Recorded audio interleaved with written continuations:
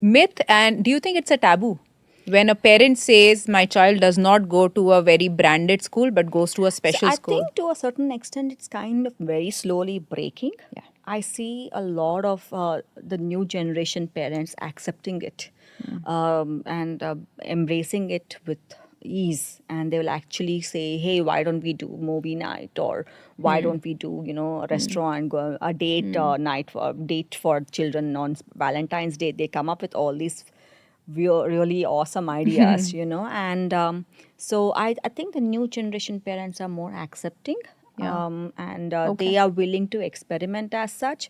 As a matter of fact, when we used to work with children with who are from underprivileged background, and who had a learning disability and they were never detected in the underprivileged government schools and everything, you can see that there was a little bit of an, do I fit into this Yeah. system? Because I have been in mainstream school. Yeah. Doesn't matter how they treated me, but I Yeah. still was in a Yeah. school where Yes, I cognitively have heard everybody, this. were in a higher Yeah. place than me. And now here I am, and I'm the master.